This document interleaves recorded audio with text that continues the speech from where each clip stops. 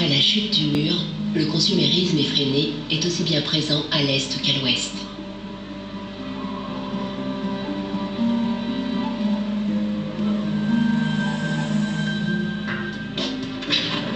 À une différence près, à l'heure d'Internet, les consommateurs sont décidés à lutter contre l'obsolescence programmée.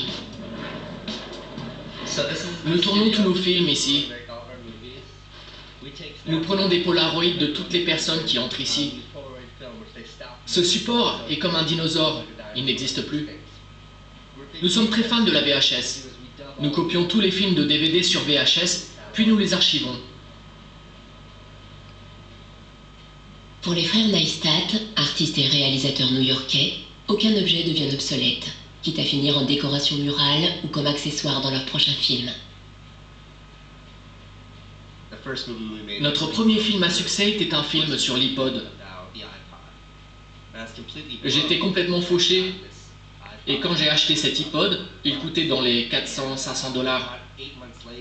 Environ 8 ou 12 mois plus tard, la batterie est tombée en panne. J'ai appelé Apple pour qu'il la remplace, et leur politique à l'époque était de dire à leurs clients d'acheter un nouvel iPod.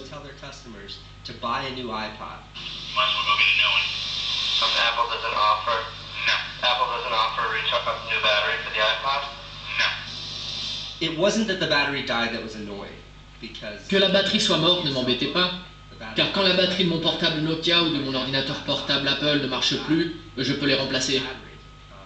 Mais avec l'iPod, qui n'était pas donné, si la batterie lâchait, c'était l'appareil tout entier que l'on devait remplacer.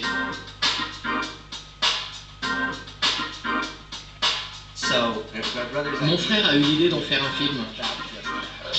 Munis d'un pochoir, nous avons bombé toutes les affiches d'iPod que nous avons rencontrées en ville avec ce slogan. La batterie non remplaçable de l'iPod dure seulement 18 mois.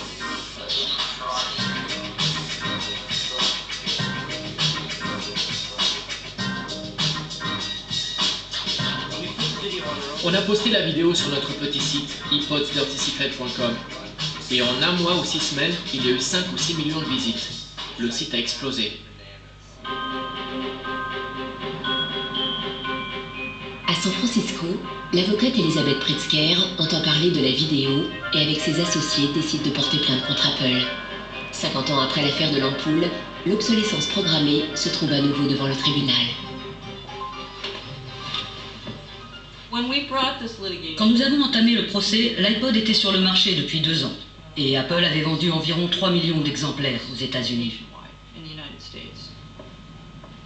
Beaucoup de propriétaires d'iPod ont eu des problèmes de batterie et sont déterminés à poursuivre Apple. Comme la vidéo des frères Neistat, les nouvelles du procès se sont propagées sur Internet et des milliers de gens se sont manifestés.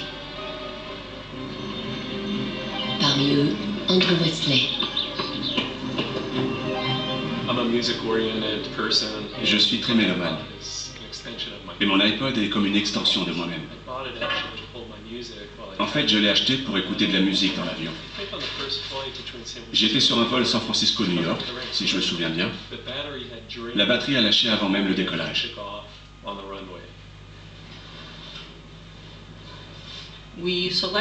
Parmi les consommateurs qui nous avaient contactés, nous en avons choisi quelques-uns pour être les plaignants de notre recours collectif.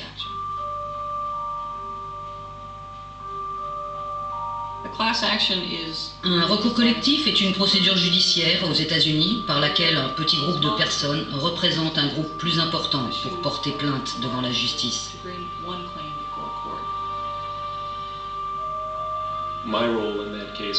Comme plaignant, je représentais des milliers, peut-être des dizaines de milliers de personnes. L'affaire a été baptisée Wesley contre Apple.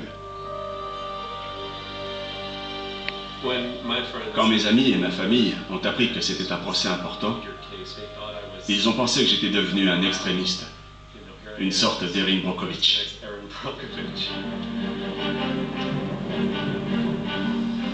En décembre 2003, Elizabeth Pritzker dépose une plainte au tribunal d'instance de San Mateo, tout près du siège social d'Apple.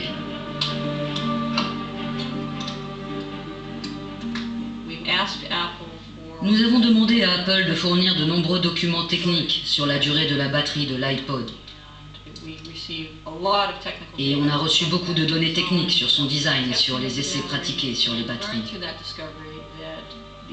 Nous avons découvert que le type de batterie au lithium contenu dans l'iPod était conçu pour avoir une durée de vie limitée.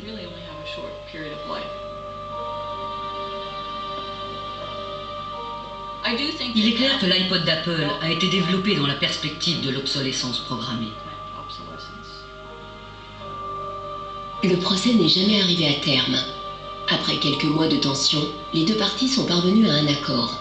Apple a mis en place un service de remplacement des batteries et a prolongé la garantie à 2 ans.